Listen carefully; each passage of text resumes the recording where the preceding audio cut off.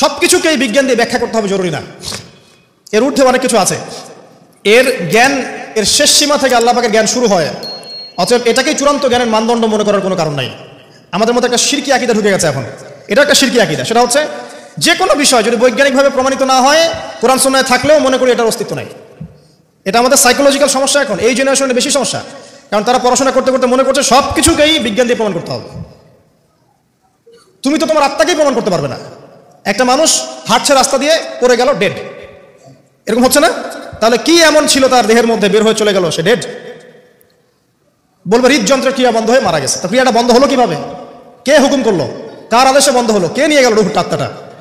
তো এগুলো তো ব্যাখ্যা করতে পারবে না। সো এই কনসেপ্ট থেকে বের হয়ে আসতে হবে যে প্রত্যেকটা বিষয় বিজ্ঞান দিয়ে প্রমাণ হলে পরেই বিশ্বাস করবো, না হলে করবো না, এটা ঠিক নয়।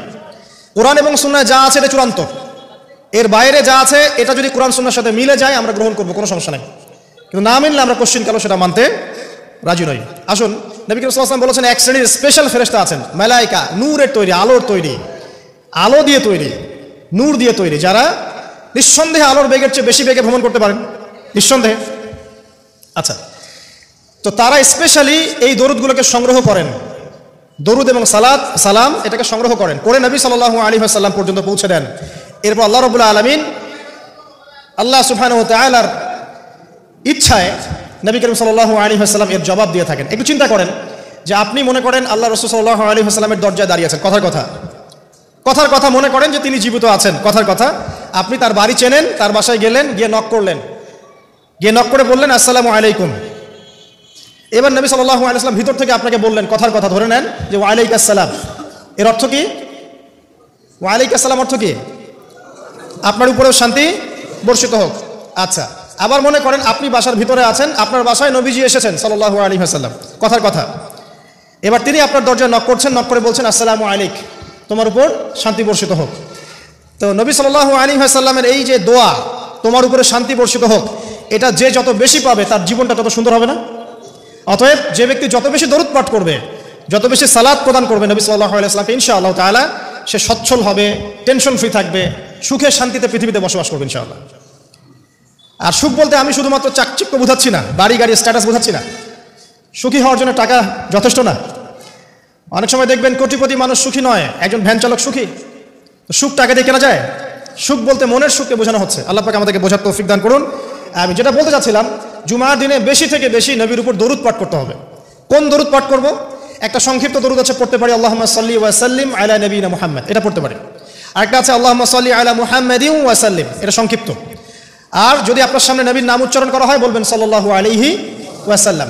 অথবা সবচেয়ে সেরা দরুদ হচ্ছে দরুদ ইব্রাহিম, আল্লাহুম্মা সাল্লি আলা মুহাম্মদ ওয়া আলা আলি মুহাম্মদ কামা সাল্লাইতা আলা ইব্রাহিম ওয়া আলা আলি ইব্রাহিম ইন্নাকা হামিদুম মাজিদ। আল্লাহুম্মা বারিক আলা মুহাম্মদ ওয়া আলা আলি মুহাম্মদ কামা বারাকতা আলা ইব্রাহিম ওয়া আলা আলি ইব্রাহিম ইন্নাকা হামিদুম মাজিদ। এটা প্রথম আমল, জুমার দিনে করবেন। এছাড়া প্রত্যেক দিন সকালে 10 বার এবং সন্ধ্যায় 10 বার করে দরুদ পড়বেন। তাহলে কি হবে? ইনশাআল্লাহ তাআলা আপনি, আমি, আমরা সবাই কিয়ামতের মাঠে নবী সাল্লাল্লাহু আলাইহি ওয়াসাল্লামের সুপারিশ পেয়ে যাব ইনশাআল্লাহ। সুপারিশ সম্পর্কে একটা হাদিস শুনিয়ে দেই, যথেষ্ট হবে ইনশাআল্লাহ। নবী সাল্লাল্লাহু আলাইহি ওয়াসাল্লাম বলেছেন, আমার উম্মতের যে ব্যক্তি, যে কোনো ব্যক্তি, নারী পুরুষ, সাদা কালো, বাঙালি পাকিস্তানি আফগান সিরিয়ান, যেখানকার মানুষ হোক না কেন, যে কোনো ব্যক্তি, সে যদি শিরক না করে মারা যায়, আল্লাহর সাথে শিরক করে নাই, এই অবস্থায় মারা গেছে, নবী সাল্লাল্লাহু আলাইহি ওয়াসাল্লামের সুপারিশ তার উপর ওয়াজিব হবে ইনশাআল্লাহ। ইনশাআল্লাহ সে জান্নাতে যাবে যদি শিরক না করে মারা যায়। অন্য যে কোনো পাপ আল্লাহ যাকে ইচ্ছা মাফ করতে পারেন। আল্লাহ পাক আমাদেরকে শিরক মুক্ত আমল করার তৌফিক ইনায়াত করুন, আমিন। জুমার দিনে দ্বিতীয় আমল হচ্ছে আপনাকে সূরা কাহফ তেলাওয়াত করতে হবে। এটা খুবই ইম্পর্টেন্ট একটা আমল। জুমার দিনে সূরা কাহফ অবশ্যই তেলাওয়াত করবেন। যদি পুরোটা তেলাওয়াত করতে নাও পারেন, কমপক্ষে প্রথম 10 আয়াত, শেষের 10 আয়াত তেলাওয়াত করবেন। ফজিলত, আল্লাহ রাব্বুল আলামিন আপনাকে মাসিহুদ দাজ্জালের ফিতনা থেকেও বাঁচাবেন ইনশাআল্লাহ। আর এখন আমরা দাজ্জালের ফিতনা যুগেই বাস করছি, কোনো সন্দেহ নাই। প্রতিটা সেক্টরেই ফিতনা আছে, প্রতিটা সেক্টর। এই যুগে বসবাস করে যে ব্যক্তি মনে করে যে আমি ফিতনামুক্ত একটা পরিবেশে বসবাস করছি, এর চেয়ে অন্ধ ব্যক্তি পৃথিবীতে আর কেউ নাই। আপনি আল্লাহর নূর দিয়ে দেখেন, আপনি দেখবেন প্রতিটা সেক্টরেই ফিতনা, প্রতিটা সেক্টরে।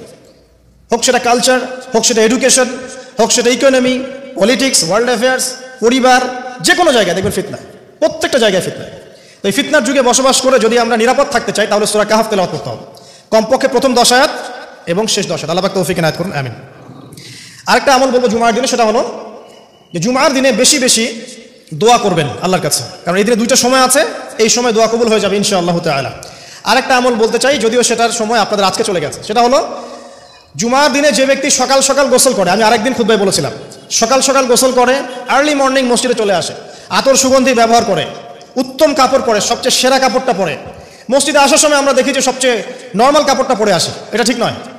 আমরা এখানে আল্লাহর সাথে সাক্ষাৎ করতে এসেছি। আপনাকে যদি আপনার গার্লফ্রেন্ড এখনই ডাকে কফি হাউসে, আপনি সবচেয়ে সেরা পোশাকটা পরে যাবেন, তাই না ভাই? তার মানে যাওয়ার অভ্যাস আছে। বা কোনো বিশেষ ব্যক্তি যদি আপনাকে ডাকে, এমপি হোক, মন্ত্রী হোক, বা কোনো ব্যারিস্টার, কোনো স্যার, কোনো জজ, আপনাকে একটা কনভারসেশনের জন্য ডাকলো, আপনি সবচেয়ে সেরা পোশাকটা পরে যাবেন, তাই না? আপনার সামর্থ্য অনুযায়ী সবচেয়ে সেরা পোশাক পরতে হয় মসজিদে আসার সময়। খুযু যিনাতাকুম ইনদা কুল্লি মসজিদ, আল্লাহ পাক বলেছেন প্রত্যেকবার যখন মসজিদে আসবে তখন সেরা পোশাকটা পরে আসবে। তো জুমার দিনে সবচেয়ে উত্তম পোশাক পরে আসবেন। আসার পর সকাল সকাল গোসল করে সুগন্ধি ব্যবহার করে পায়ে হেঁটে যে ব্যক্তি আসে এবং ইমামের এই যে কাছাকাছি বসে, ইমামের কাছাকাছি বসার পরে খুতবা মনোযোগের সাথে শ্রবণ করে এবং খুতবার মাঝখানে কোনো কথা বলে না, কাউকে ডিস্টার্ব করে না, এরপর ইমামের সাথে নামাজ আদায় করে, এই ব্যক্তির আমল নামায় যে নেকি লেখা হবে, নবীজি বলছেন সে যে প্রত্যেক পদক্ষেপ ফেলে এখানে এসেছে তার বিনিময়ে, একটা পদক্ষেপের বিনিময়ে 1 বছরের নফল রোজা আর 1 বছরের নফল তাহাজ্জুদের নেকি তার আমল নামায় লিখে দেওয়া হবে ইনশাআল্লাহ। এই কাজগুলো আমরা জুমার দিন খুব সহজেই করতে পারি। আল্লাহ পাক আমাদের জুমাকে মূল্যায়ন করার তৌফিক দান করুন। আর দেখবেন আমরা জুমাটাকে উপলব্ধি করি কিভাবে, এনজয় করি কিভাবে। এই দিনে বিয়ের অনুষ্ঠান, এই দিনে পার্টি, এই দিনে ডিজে, এই দিনে অমুক, এই দিনে সাউন্ড বক্স বাজতেছে, এই দিনে পিকনিক, এই দিনে বনভোজন। জুমার দিনের ফজিলতটা যে অনেক বেশি, এটা শয়তান আপনাকে দুনিয়ার চাকচিক্য দিয়ে ভুলিয়ে দিয়েছে। দুনিয়ার চাকচিক্য দিয়ে শয়তান আপনাকে জুমার ফজিলতটা ভুলিয়ে দিয়েছে। মনে রাখবেন যত কাজ জুমার দিনের বাইরে, জুমার দিনটা হচ্ছে আমাদের সংস্কৃতি, ইবাদত করার সংস্কৃতি। একটা কথা মনে পড়লো, বলে ফেলি, যে একটা বিষয় মাথায় ঘুরপাক খেত সবসময় ছোটবেলা থেকে, যে আল্লাহ পাক ইসলাম কেন নাজিল করলেন, মানে ইসলাম আমাদেরকে দিয়েছেন কেন আল্লাহ রাব্বুল আলামিন। আমরা জানি এটা কমপ্লিট কোড অফ লাইফ, সব বিষয়ের সমাধান আছে, এভরিথিং ইজ অলরাইট, কিন্তু একটা মনের শান্তি পাওয়ার মতো উত্তর পাচ্ছিলাম না। উত্তরটা আমরা এই বয়সে এসে বুঝতে পারছি, সেটা হচ্ছে আল্লাহ পাক আমাদেরকে দ্বীন ইসলাম দিয়েছেন কি জন্য জানেন? যাতে আমরা জীবনটাকে উপভোগ করতে পারি, জানেন, যাতে করে আমরা জীবনটাকে উপভোগ করতে পারি এবং জীবনটা উপভোগ করে পরকালেও জান্নাত পেতে পারি। এখানকার প্রত্যেকটা হেদায়েত যেটা আল্লাহ দিয়েছেন ইসলামে, প্রত্যেকটা উপভোগ্য। দেখবেন আপনি ইসলামী পরিবার গড়েন, পরিবারটা আপনার সুকুন শান্তির জায়গা হবে। ইসলামী সমাজ গড়েন, সমাজটা শান্তির হবে। ইসলামী অর্থনীতি মেনে চলেন, দেখবেন আপনি ইকোনমিক লাইফে ভালো আছেন। ইসলামিক পোশাক পরেন, আপনি হ্যান্ডসাম থাকবেন। নবীর মতো ঘুমান, আপনার শরীর ভালো থাকবে। তার মতো খান, শরীর ভালো থাকবে। প্রতিটা বিষয় দেখবেন লাইফকে এনজয় করার জন্য দেওয়া হয়েছে। আর ইসলামের বাইরে গেলেই এমন কিছু আমাদের মধ্যে ঢুকে যাবে যেটা আমাদের দুনিয়ার ক্ষতি করবে, পরকালকেও নষ্ট করবে। আল্লাহ পাক আমাদের হেফাজত করুন, আমিন।